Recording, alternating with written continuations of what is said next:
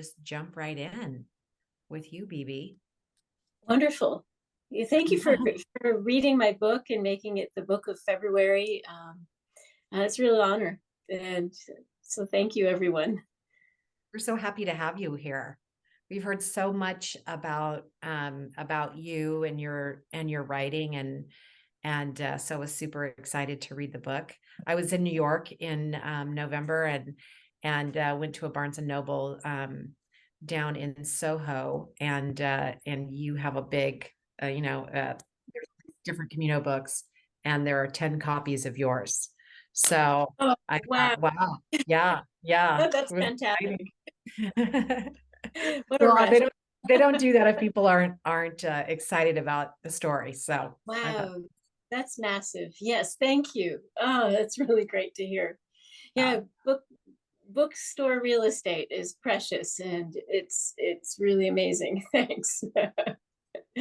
Well, it all comes down to the readers, wonderful readers. So yay, readers. Well, I know that you want to you're gonna gift us with reading some excerpts from the book, and then field our questions. So take it away. That's good. I picked a couple excerpts when Lee asked me if I wanted to read anything. And should I read them to one after the other, or should I read one and stop and then read another later? What do you guys think? What do you guys want to do? I'll leave it to the gallery. You Let's have start with one, have a discussion, and then the next one. Perfect. Great. All right.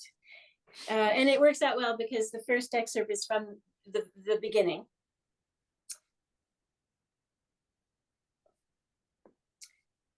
By the time I strode into the large square before the western entrance to the cathedral and ground zero for the Camino, I had forgotten once again about geese and the game of the goose as a metaphor for pilgrimage. All the same, pilgrimage had happened to me.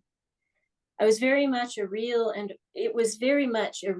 organic rite of passage, and perhaps even a spiritual initiation, for I had been cracked open, broken down, and built back up. I had replaced fear with trust. I had found faith in myself, in others, and in life. And now, from ample experience, I knew without a doubt that the footpath was indeed a great ley line of potent and transformative energy. I stood before the towering cathedral, feeling emotionally raw, physically strong, and completely disoriented. This did not feel like arriving, but like being made of mist, a betwixt and between creature who could shapeshift into anything at any moment, or evaporate entirely. I stepped into the cathedral, the ultimate pilgrim's goal, hoping it would give me answers and solidify and ground me.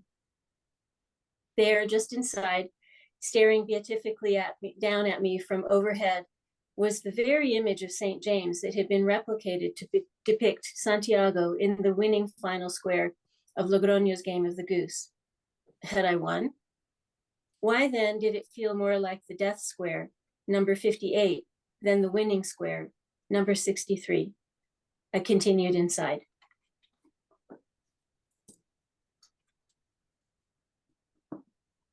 I'll stop there. It's a powerful image, because I think we all feel when we get to Santiago, we all feel cracked open. And I'll speak for myself, that sense of strength that you feel, you never felt stronger than you felt in that moment, and I think, and also maybe more yourself. Mm-hmm. Yeah. Yeah, that you can be anything and nothing, and both things sort of exist side by side. It's fantastic. It's a great visual. Mm, thank you. There's a bit of bittersweetness too, isn't there? Is you're feeling really strong and you've done this amazing thing, but it's suddenly you're there, you've reached your goal. And it's been that carrot at the end of the stick all the while, and kind of realized, is this it? And what now? And who am I? Yeah. That what now? Yeah. Yeah, and sometimes the symbols and the stories that you encounter, even if they superficially match up with what you were expecting, you get there, or you get to some point along the way, and you think, oh, I don't know quite how to understand this, because it's not what I was anticipating. It's not what all the other pilgrims around me are saying.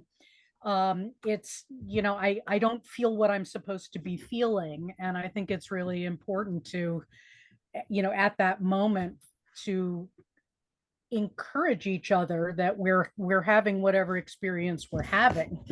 And I think you captured that really nicely. Thank you. It was a surprise. I mean, how many here have walked into the square, done the pilgrimage and walked into the square and found yourself having an experience different from what you thought it would be? Mm-hmm.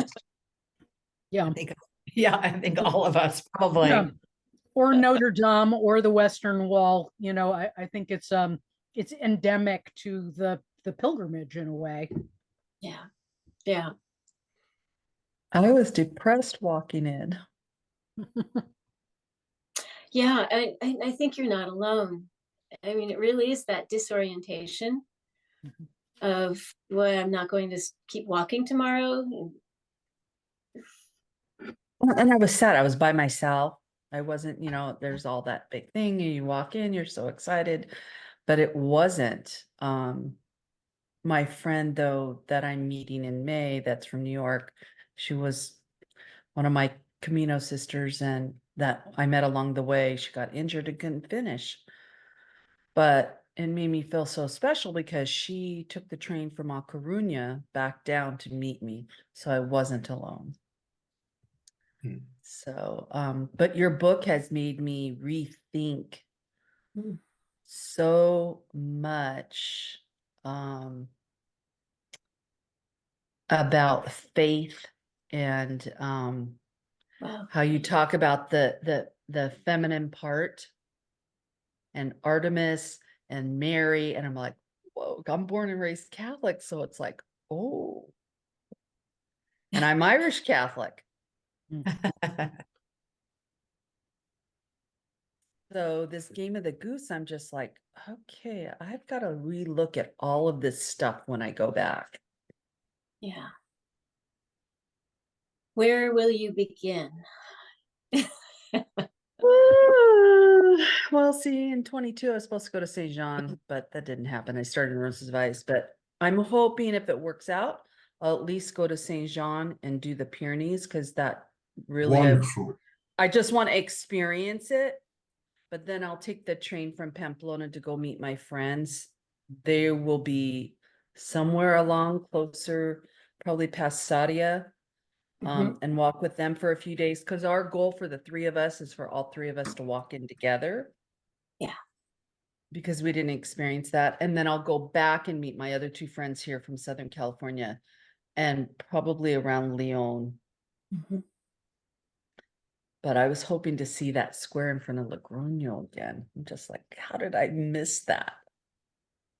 I think that's the thing, is that all those, especially the first time you walk, you don't see so many things. Right. And I met Exactly. a lot of people along the way that were religiously, and I use that in a different sense, but holding their guidebook, and they would sit down at every stop and they were reading it. And 3 days into my first Camino, I threw my guidebook away. It was heavy. And I was like, I just want to do this. I just want to experience it. I'm not on vacation. I'm not doing all these things. And it's interesting, the second time I was interested in those things. And so your sort of breadcrumbs, and then also linking it to the Juego de la Oca, right? That game. And I have played that game here. I live here in Galicia, and I have played that game. And you kind of gave me a whole different perspective on what on the meaning of it. It isn't just a game, you know, and the origins that are um, just it's almost, there's so much mysticism in it, and so much more meaning than I thought Mm. was in it. And I think I know I'll walk more Caminos because I do live here. And I think I'll bring your book along. Ooh, Wow. That's what I was thinking of doing the same. It reminds me of the part in your book, BB, is where the elderly lady said I do not know how to, I'm gonna butcher it.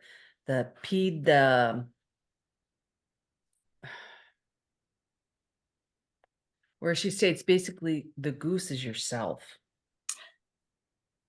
Yeah. It's your There's- feminine, it's how you look at the world, and Mary is telling you that that's you.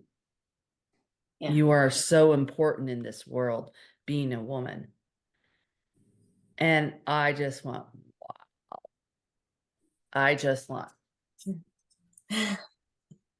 Or being a man too. You know, I mean, the goose is reminding us that whether we're a man or a woman or however we identify, the societies that we live in have closed down some part of that. And in our inheritance, it's been largely any expression of the feminine, except for a very narrow sliver. And in truth, you know, a very narrow sliver of masculinity is also allowed as well. And so, unless you're conforming to that narrow sliver of masculinity, everyone is suffering and it's buried and pushed away somewhere. And we have to find that wholeness again. well, Yeah. it's like how you explained how I mean, how the church totally changed and became the patriarchy and changed the femininity of Mary, and the beauty of the serpent and the goose and how they all intertwined, and then made it become lustful and evil. And I'm just like, oh wow. Yeah. And it's really only been a centuries old campaign. In truth, you know, the serpent wasn't demonized in women so fully until, you know, just a few hundred years ago. But it took that Well, long to uproot, you know, thousands of years of a very different way. and the other thing is, I don't know, I think you touched on it briefly, like how they made Mary Magdalene into a prostitute, right? But she wasn't. It was never stated that she was. That was the Pope at the time that decided to do that historically. And historically, the popes and priests, they were married previously to around 1000 AD. Previous to that, they were married and had families, and it was all about money. When I they think it was changed, all, yeah, yeah, I didn't know this. I'm a nurse, a coworker of mine, and she was very devout Catholic. She goes, "Nope, Teresa, go look it up." And I did. I said, "Oh my goodness, I had no idea." yeah. There's So so I much. love all the anthropology that you brought in, and all the I'm just delighted because it really was like the archaeology of folklore almost, to go and excavate and gather these sources, legitimate primary and secondary sources, and make a bibliography and put them in one place. Because anytime I walked away from that material evidence, I would start thinking, this is just sounds so wacky, you know. I mean, but it was more my cultural conditioning that was telling me it can't possibly be, you know. And so I kept going back to those sources and saying, no, actually, things are far more diverse and richer. And it's a time we're living in now too, is also a ripe time for bringing these things that have been pushed down back to the surface. Despite, you know, how crazy the world seems right now, it's still a great time of liberation of knowledge, that we can restore things and have a wider, more comprehensive view. So I'm just absolutely delighted that it's stimulating all this thinking and your own desire to excavate and follow the sources. Yeah. I think it's interesting to me too about, you know, how much is still left over, even after, you know, like the time of Franco, when so much was, there was so much more dogma and everything was so strict, and the sort of what the church has become was front and center, and sort of, you would think that so much would have been lost, and it really wasn't. It wasn't lost. It was just sort of papered over in a way. And what you've done is you've kind of unearthed it. You know, I think that's such a beautiful thing. Yeah. Yeah. And I Really. think that there's a lot of folks that, um, like I said, I've played this game with people here, and no one talked about it. It was a children's game, you know, and no one really spoke about it. And I think it would be very interesting to hear how people here would feel after reading your book. And I know your book is not translated into Spanish, but I would love that because I think it'd be fantastic. I would love it too. You know, I had a wonderful experience last spring. I was back on the Camino, and I was going through revisiting everything, touching in with everyone, just seeing post-pandemic how everyone was faring and rebuilding and coming back onto the Camino. And many of you may be familiar with the blacksmith who has his forge right after Estella and right before Irache and the wine fountain. Jesus, his last name will come to me, but he's the blacksmith of Ayegi. And he has this forge, and when he opens it, the gates are open right on the Camino after you pass Estella, and he's selling all kinds of really cool iron sculpture and pendants, and they're all very symbolic. You scallop shells, and I've, in all my time on the Camino, every time I've passed by his forge, it's always been closed. So I always wondered, who is this guy and what goes on inside there?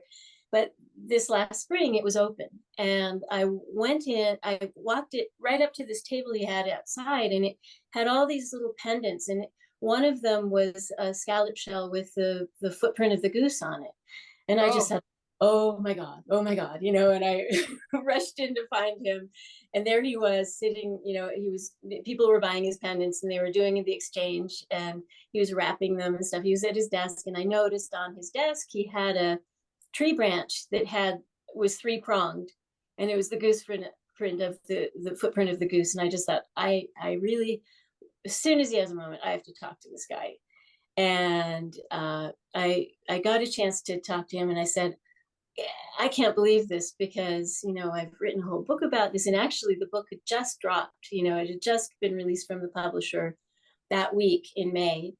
And I was so excited that I just felt like, you know, Camino signs, perfect signs, you know. And so I said, I've written this book and it's about the symbolism of the goose. And he said, okay, sit down. You're going to tell me how you interpret it, what you understand of it.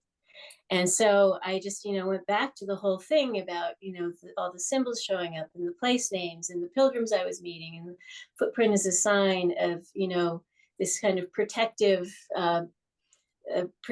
spirit and guide, you know, and the ancient folklore and the lost feminine divine, and, you know, all these sorts of things. And I thought, oh my God, I'm sounding wackier and wackier and wackier the more and more I talk.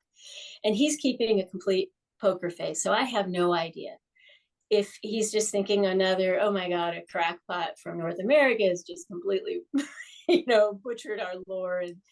And when I finished, I just sat there kind of feeling like I had just defended my dissertation. And there was this really pregnant pause. And then he just let out this big smile and he said, you nailed it. And I just thought, oh my God, I can die right now. And just so fulfilled. And then he said something even more wonderful, and as wonderful. He said, do you have half an hour? I want to make you something. And he stood up and started to heat up the fire, blow, you know, with the what do they call those fans that they accordion and really enlivened the coals and stuck some iron in there. And he started pounding and forging and shaping and smoothing. And then when it was done, threw it in water and it sizzled and took it out, dried it, and put it in my hand. It was two little geese feet. And he said, "You need two because you're walking." And I put them in my pocket as talisman. And I just thought, but it felt so good to share everything I had learned with, I mean, it turns out his niece is a medieval historian in Nevada. And she studies the history of the medieval Camino, including its esoteric lore and legends. And he gave me her name and said, "You need to be in touch with her." And he himself had been immersed in this stuff from childhood. And it just felt so fabulous. And it would be wonderful if it were translated in Spanish. And the publisher said they will do it if there are enough book sales, as it comes down to, marketing. If there's enough of a demand, they will, look for foreign rights and translation. And I'm also pushing an audio version so people can listen to it. They should do it in Spanish and in French, because when you were in, is it Sarlat or Sarlat? It's Sarlat. Sarlat. Yeah. But Sarlat les Canada. Yeah. Go ahead. Sarlat les Canada. Voilà. En France. La Dordogne. Okay, Dick, you've been there, haven't you? Yeah, sure. I'm from the Netherlands, so I go there more often than once. Oh, that's wonderful.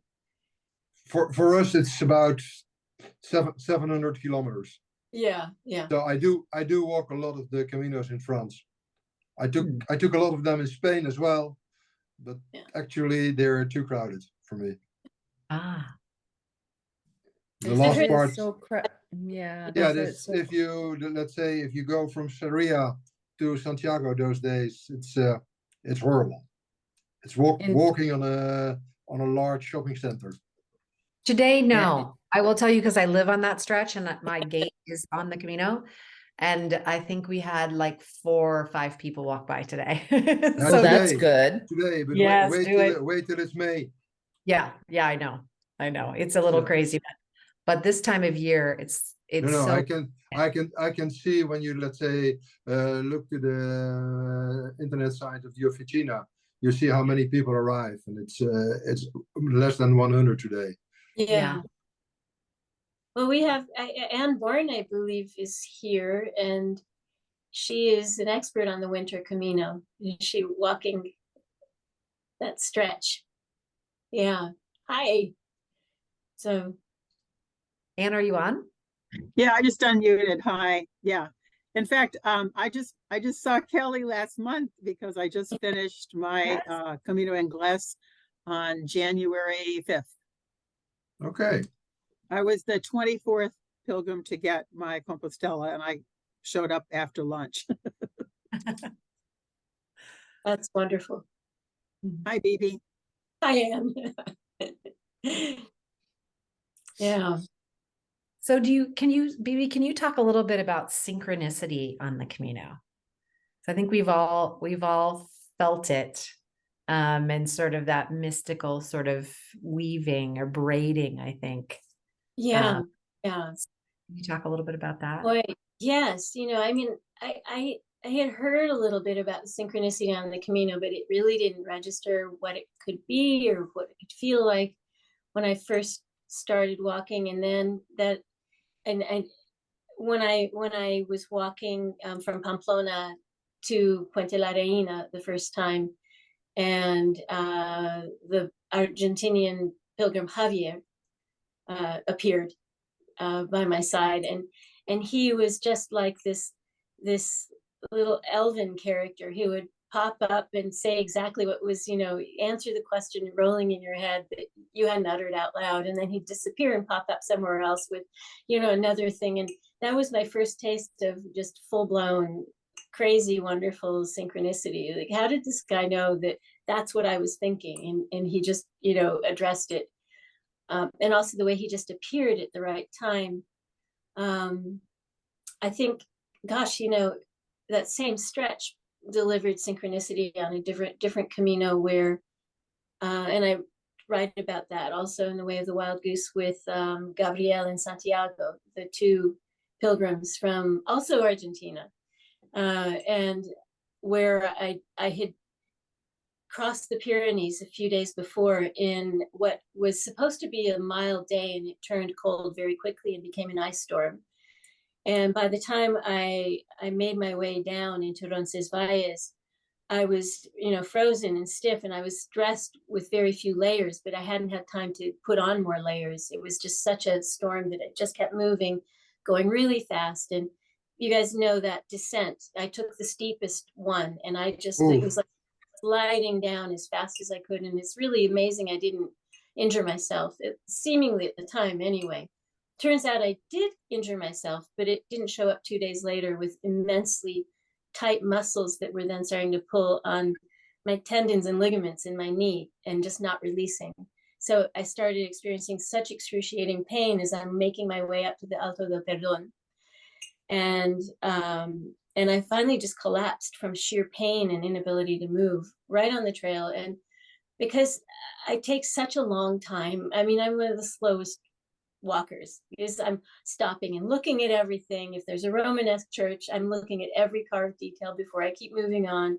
If there's flowers, if there's birds, it's just like I've just made peace with myself that I'm going to be taking 10 hours to get to my stopping place. But with a wealth of, I hope, experience and greater knowledge. And so I was, of course, it seemed like I was the last person on the trail, and I knew there wasn't going to be anybody behind me. And I just rolled over and lay on my back and tried to stretch my legs and said, what am I going to do now? And I had met these two guys, Santiago and Gabriel, just after Roncesvalles, a couple days before, and knew nothing about them. Except that one of them was trying to quit smoking and lose weight, and his name was Gabriel, and his friend Santiago was helping him, and they were dressed identically. They had the same black parkas and rain pants and orange pack covers and the same packs, and that's all I knew about them. And but it turns out that they were even slower than I was, because Santiago was always taking photos and Gabriel was always trying not to light up a cigarette. And so it turns out these two identically dressed pilgrims come up the hill, and I see them, and they see me laying on the ground, and they rush right over and ask me what's wrong, and I tell them, and it turns out they're emergency room doctors from Buenos Aires, and Santiago had the whole medical kit right there, and he just pulled it out and ministered to me. And Gabriel took my pack, and they got me to the next village and made sure that I by then learned how to stretch and take care of my muscles, how to ease the tightness, and then how for the rest of my Camino to take good care of my body. And then they also made sure I found a good place to land for that evening. And I was just thinking of all the people I could have met at that moment. I met the very two people who had all the skills to help me, and I call them my angel and my saint. And that was a couple of examples of synchronicity, but I would love to hear about synchronicity that you've experienced.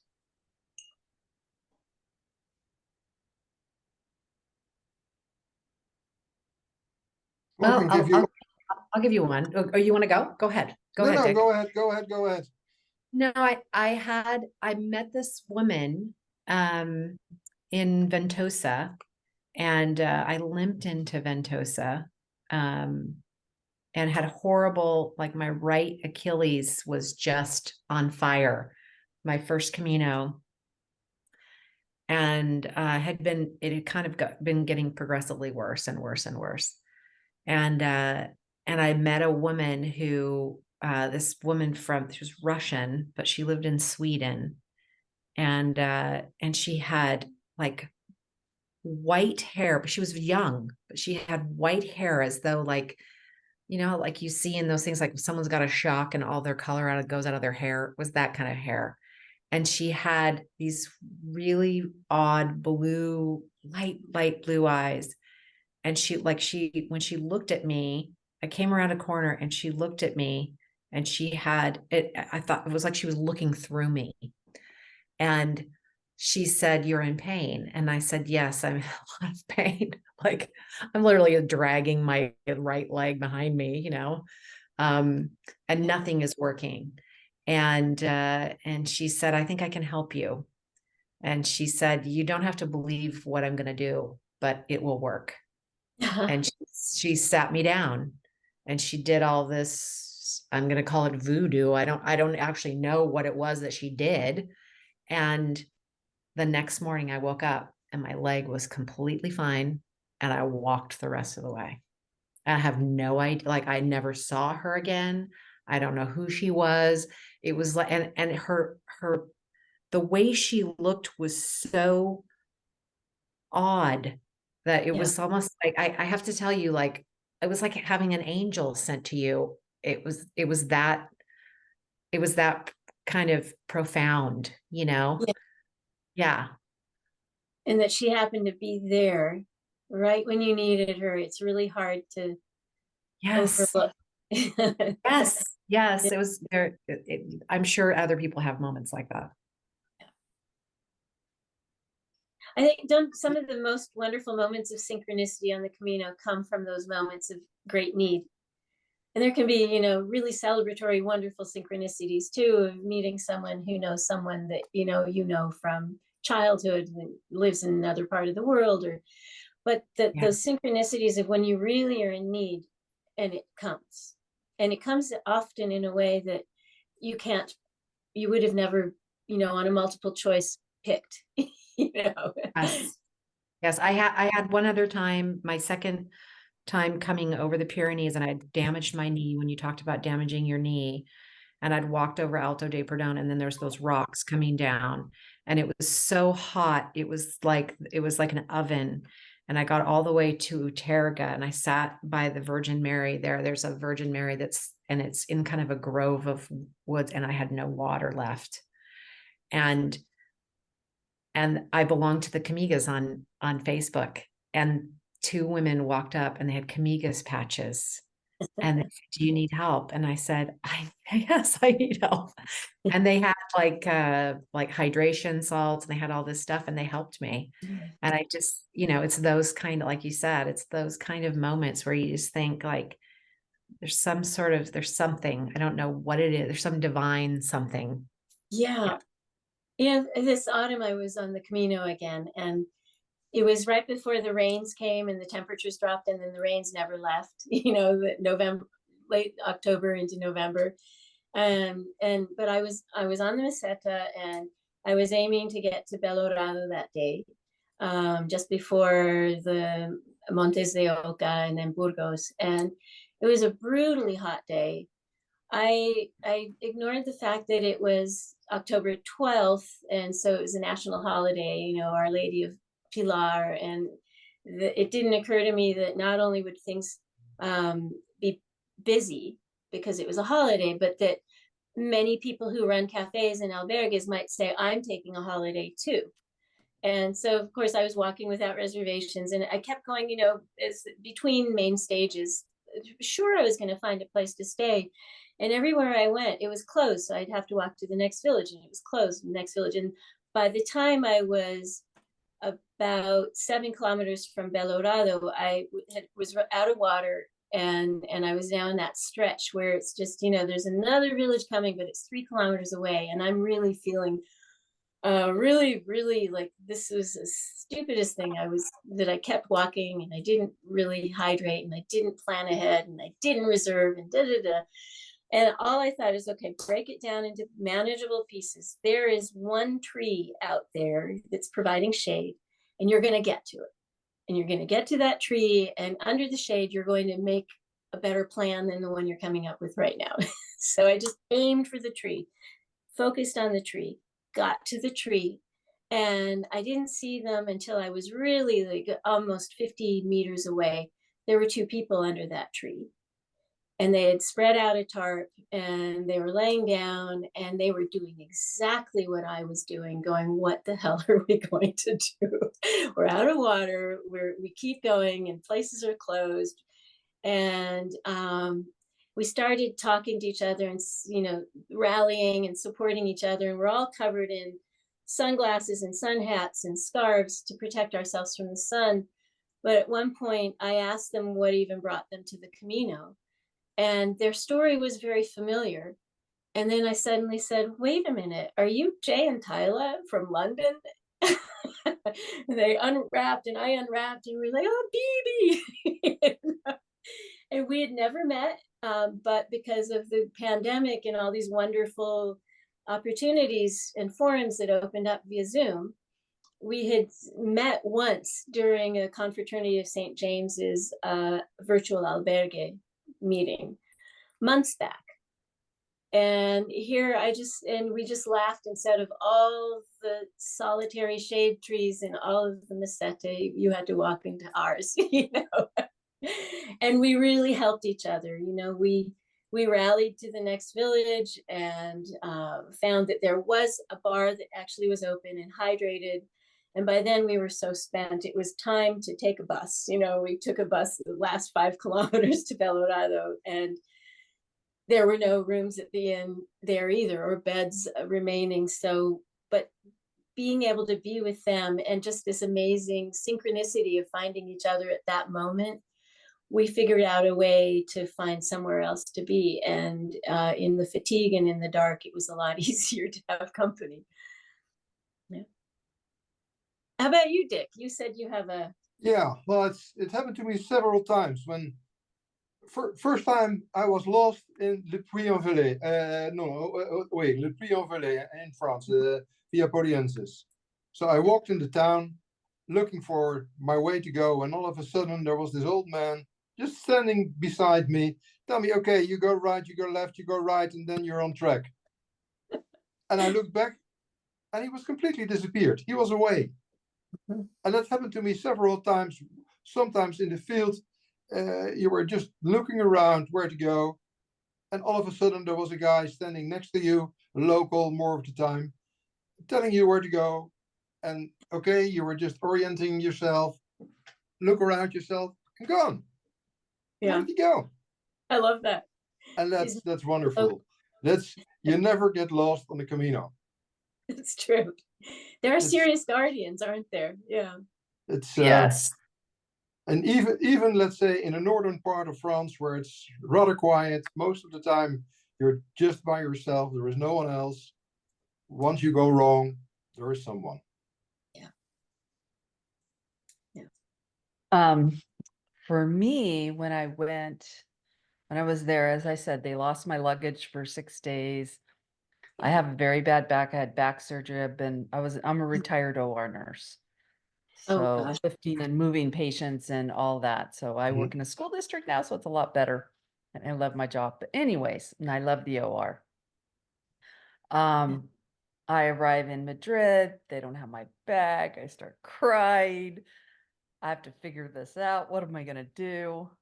And first my daughter goes, Mom, you can start anywhere. Do you have to start in Saint Jean? You can start your walk anywhere. And I started bawling, and she had WhatsApped that to me, and I just said, yep, you're right. So start making the plan. I make my way to Pamplona. I stay 2 nights in Pamplona. I go, okay, I'll get on the bus, and I want to just go to Roncesvalles. Not knowing I should have taken the bus that takes you to Saint Jean that stops in Roncesvalles. Did I know that? No. And so I'm like, I have to go to Gallarda. It's a teeny tiny puebla. And I said, oh, I'll just get a taxi, not knowing you're supposed to reserve the taxi the day before. Oh, no. Stupid American, right? And Pepe, the Alsa bus driver, OMG. She goes, I call Camino Pastel that was transporting my bag. Yeah. And she spoke English. She was lovely. She goes, let me talk to the bus driver. She talks to the bus driver, and the bus driver tells her, the Pepe tells her, I don't know what she's complain. Tell her, don't worry. I'm going to take her there. So I Wow. paid the extra, what, €1 or whatever to her. She parks her bus where her car is parked at the end of her route. We get in her little car and she takes me to Roncesvalles. Oh, wow. Wow. I mean, I'm crying because I'm scared. I'm like, what the heck? I'm stranded. Yeah, with no luggage, no packing. Yeah. Whatever clothes I'd bought in Pamplona and my Tevas. I had no tennis shoes. I had my sandals. Oh my God. And I was like, OMG. So I said, no, I want to buy you a beer. I'll get you food. She, no, just a Coke. That's it. I don't drink. With my Wow. broken Spanish and the sweetest lady ever. Yeah. I said, you probably just think these are crazy Americans that do this stuff all the time. What an idiot. She goes, no, I've never done this ever before. Did that make you feel better or worse? A little better, but I just felt like really stupid. But she was the kindest, and we shared pictures of our children with each other. And she was just very, very sweet and very kind. Yeah. That's But isn't that beautiful. the kind of stuff that makes your Camino?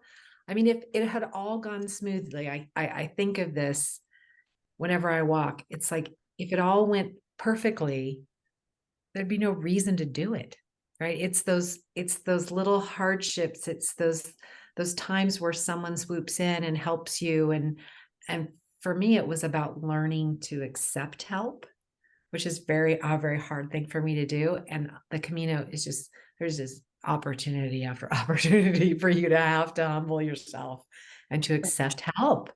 And that is such a awesome, like your story with this woman, just I'll drive you. It's like, I think it's that's so beautiful. Wasn't that just wonderful for you?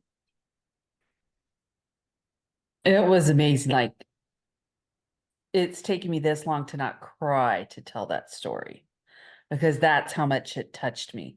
Because I was all by myself. I was like, I didn't have any family over there. I didn't have going with anybody. I was doing this all on my own. And I told my 2 hiking friends here, and they're just bawling. And they're just like, oh my God, Teresa, what? I go, no, it's like, and it's very interesting, Beebe, when you were talking about in the book how you have this pull, right? When you're walking. And I'm like, I'm born and raised Catholic, but I stopped going to the Catholic Church years and years and years ago, right?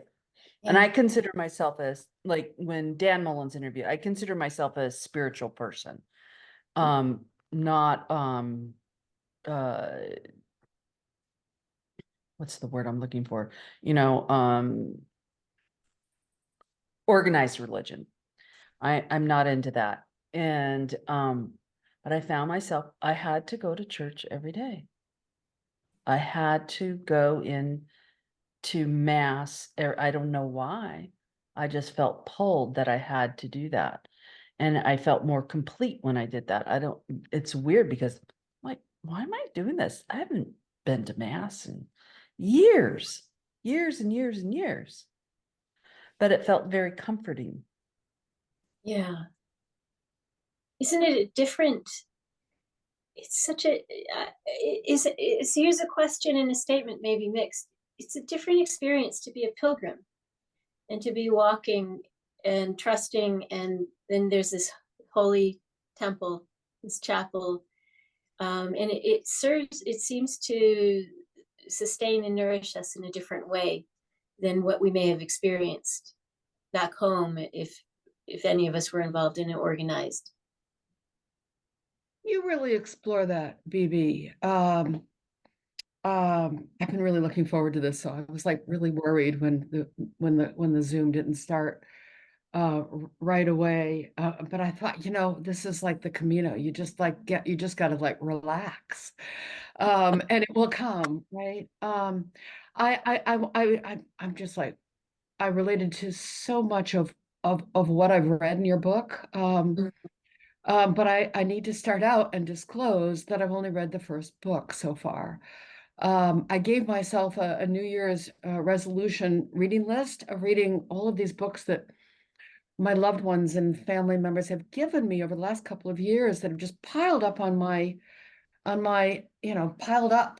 And I'm like, all right, I'm going to read these books. And they've been wonderful books. I just finished reading Elizabeth Gilbert's The Signature of All Things, which just kind of stunned me, and I didn't expect it. And then so you talk synchronicity or what that word was that you used. I pick up your book. I'm like, I got to get myself back to, I got to get back to, I got to just like cut myself a break here and get back to the Camino. And in reading your book, the first part of your book, you certainly do talk about that. I mean, you frequently mention the ley line. And I didn't even know that word. I'm like, oh, I got to go look up ley line. Oh, okay, that's what we all talk about when we walk the Camino. This is a sacred path. So many footsteps have gone before us, even when the Camino itself it changes, right? When, suddenly they decide to move it from the original, to somewhere else, so that it can go through other towns, so other towns can partake of the bounty of all of the pilgrims walking through. But what I really loved this morning when I read it was, you're talking about, talking about being in the churches, and I wasn't even raised Catholic. But I almost never miss an opportunity when I'm walking a Camino to go into a chapel, a church, a cathedral. I tend to prefer the chapels, the smaller. But you just expressed it, and I didn't. Oh my God! I went to a movie last night, and I brought my Kindle with me, and I left my Kindle at the movie, so I don't have my highlights. But you talk about energy, right? That's something that you just keep going back to, of the energy. And I just really loved that, and I really appreciate that, and I've become increasingly open to it. It's just undeniable, isn't it? Yeah, it's really rich that you bring that up, because I think it was through experiencing the Camino that I opened myself up to this idea too. I mean, I think we all have experiences where we can reflect and go, yeah, that had energy, or we understand what that is. But it was the fact that I was feeling something, that I was also, I think part of the compelling thing about the churches on the Camino, compared to, like, say, the Unitarian church that I went to growing up, that it was a modern building built in, the 60s, and it wasn't built over a prior holy site. Though it was built on Cheyenne and Arapaho lands. But anyway, we that's another subject. But that I was passing chapels that not only were, churches that were maybe 800 to 1,000 years old, but that the vast majority of them had been built over a prior site that had been seen as holy in some capacity, whether there was some kind of a rock formation or a stream or a spring or a cavern associated with it, that just was really made me pay more attention to landscape and land, and that this is also, we're so divorced from it, but the earth is living. There's just no denying it. And this is something people up to 200 years ago knew very well. And so that it opened me up to it, and that plus the legacy and history and prehistory of the Camino, but also that so many locals, and that really astounded me, how many locals would tell me this is a very powerful energy place. This is the Camino has a powerful energy, or this chapel has a powerful energy. And I was thinking, I need to pay attention. This is something people are experiencing, and they're sharing their experience, and it's not just it's not just right now, it's a many generational thing that's built up. What an incredible benefit that you're fluent in Spanish and French and what learning, I don't even know how to pronounce it, Occitan, Occitan. What was my second one, a better shot at it. But yeah, no, I hugely appreciate that because I've been open. I've been open, but I've also, just kind of what you opened up in such a lovely way, was thinking, I mean, over and over again, right? I mean, I kind of come from a political policy world, right? So that's a how you spin it, right? And so I kind of had, over and over again, yes, of course, the Christians appropriated the solstice, right? Or they took those pagan times and laid laid their holidays down on top of it.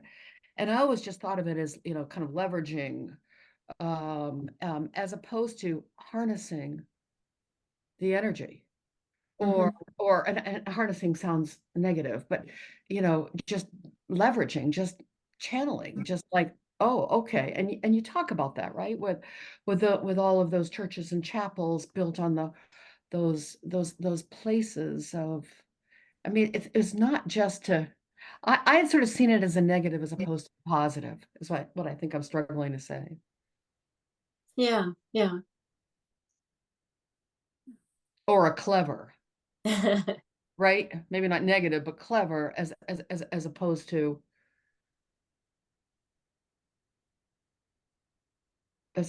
really just recognizing it and Yeah. Like a and manipulation, joining in with it. Barbara, like a manipulation. Right, Versus an organic, natural process or relationship. Yeah. right. And how they could And organically you work present it together, very positively. Mhm. how they could organically work together instead of being against each other. Yeah. But they didn't see it that way because of the patriarchy. Mhm. Right. And you, I mean, and you clearly recognize that and talk about that, right? But I just love it. I now want to examine, or I now want to avail myself of the other things that you've written. And a couple hours ago, I listened to your podcast interview with Dave Whitson. Ah, lovely, lovely. Well, thank you. Thank you. I love thinking that more of my books will be on that stack of books. I want to make sure I'm not monopolizing. If there's anybody else that wants to jump in, I had one more thing I wanted to ask you about. Or I just wanted to talk to you about it. It's so amazing, to have the opportunity to actually speak to the author in a book club. As opposed to, a book event at a bookstore where you just go and you listen to the author read and maybe they take a couple of questions. So this is just, I'm so appreciative Well, for it's this a joy to club. be able to speak to readers and other book authors. I mean, this is an amazing gathering here of all of you. Well, so going back, you did speak to Dave Whitson about in the first book, the first part rather, you talk a lot or you write about a lot about your relationship with your camera and taking pictures on that first part of and and then you lost them all. And how traumatic that was. I did actually have a similar type of thing, where I thought I was trancing, my phone announced to me that I was out of room and I was in between Pamplona and Estella.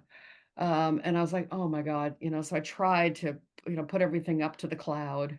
And I hadn't been paying attention to that. It didn't occur to me in all my preparation that I needed to show up with a phone with a lot of memory in it.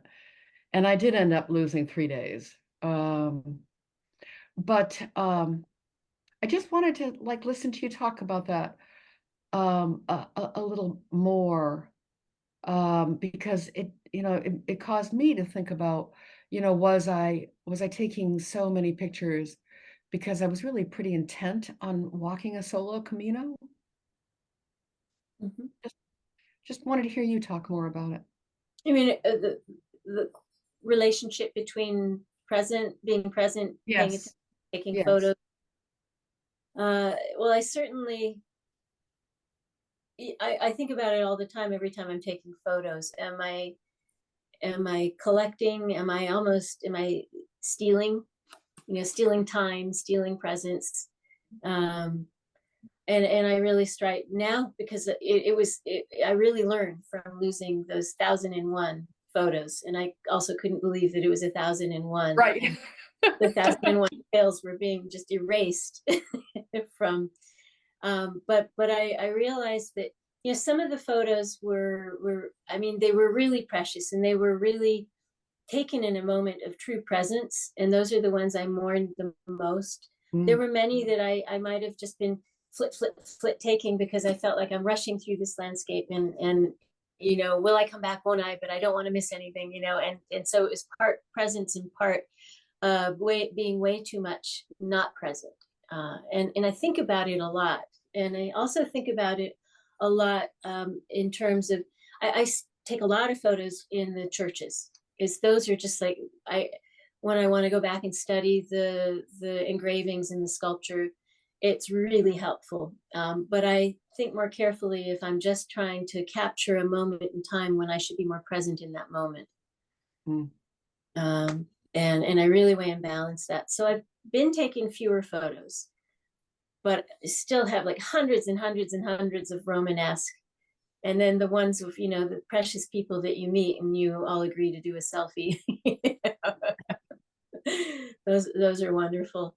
I have a really good story, a positive photo story. This last Camino, this autumn, I got to the Iglesia de Santiago in Barbadelo, just after Sarria.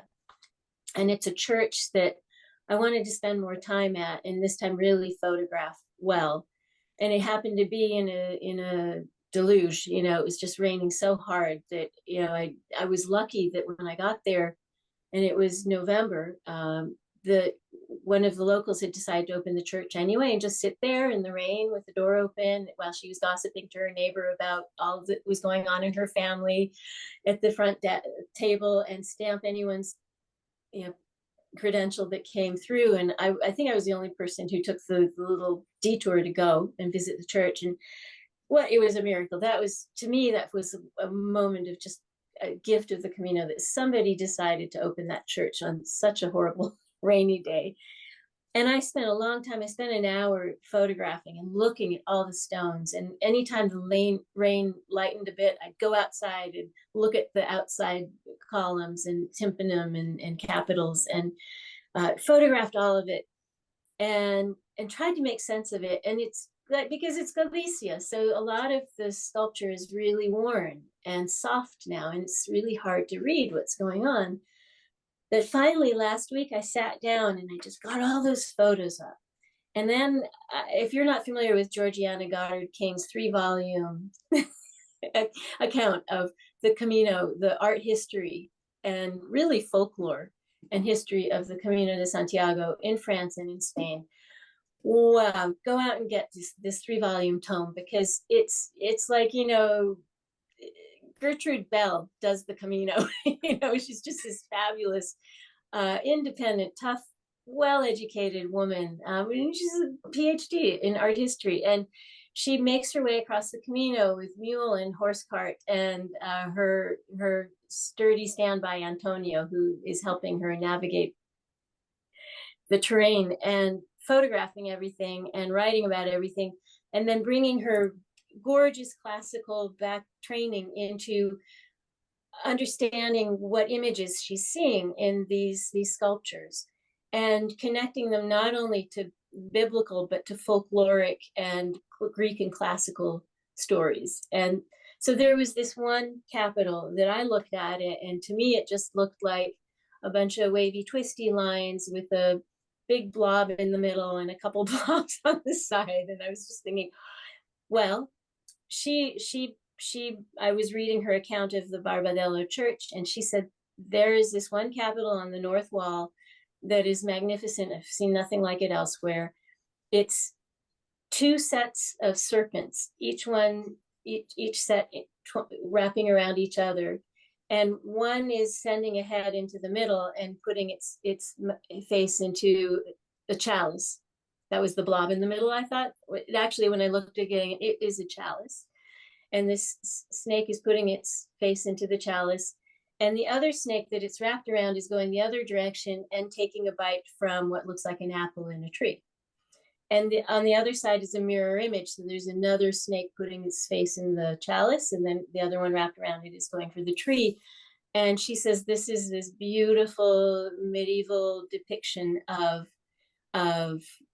immortality and knowledge, and the elevation of these two values of immortality and knowledge.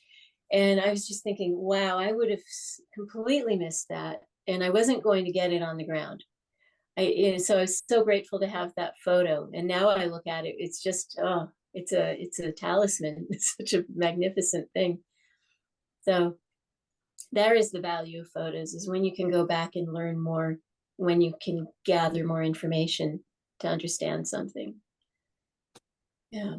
Well, thank you, Beebe. We are at 9:04, almost 9:40. And I know we started late today.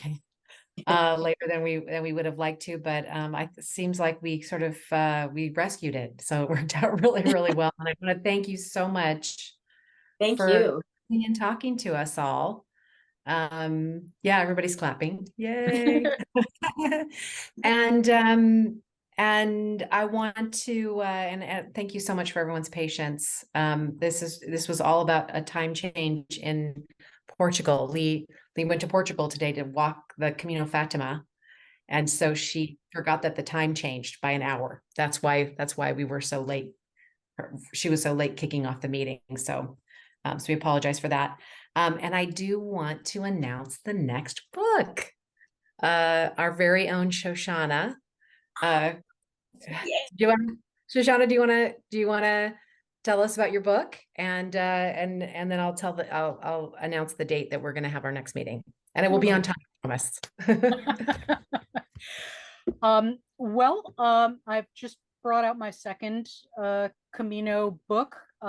Again, I guess if you had to put it on a shelf somewhere that was other than Camino, it would be memoir, but it also has poetry, and it has essays about my concerns about Jewish history and its erosion in Spain, on my experiences on the Camino, things that I think about, like Ferdinand and Isabella, that are not necessarily directly related to the Camino, but are related to my experience as a Jewish person walking the Camino. It is, I think the longest chapter is 6 pages long, and some of them are just haiku. So far it's been compared to walking into a labyrinth. And I imagine there will be more metaphors, because that seems to be how my reviewers roll. So I'm very excited about it. And Well, give us the title. Yeah, it is called 50 Days in May, Reflections Along the Camino de Santiago, and it is available on Amazon, and that's where it's available, but you can get it in Kindle, or you can get it as a paperback. And I've seen one copy of the paperback, though my author's copies haven't arrived yet, because I just published it last week. So it looks pretty good, but let me know if you have trouble getting a copy. If you're in a region where it's hard for you to get it in a timely way, let me know and we'll figure something out. Okay, perfect. We're gonna that meeting is gonna be on March 24th at 8 p.m. So that should give everybody plenty of time to either reach out to Shoshana if they're struggling to get a copy of it for whatever reason, or if you order it now. I think I can even get it in Spain. So that'll work out great. So thank you everyone for coming. We so appreciate it. This was such a great discussion. Beebe, you're amazing. The book is amazing. And I'd never met you before, but I had a great time researching you. And I think I just want to be you. I think you're fantastic. Wow, Your bravo. no, your history of I mean, anthropology and just how you've woven everything together is just masterful. And I just thank you so much for coming and talking to us today. Oh, thank you. It's really an honor and so wonderful to be with you guys. I really appreciate it. Wonderful. Thank you so much. And we'll see you guys all on March 24th.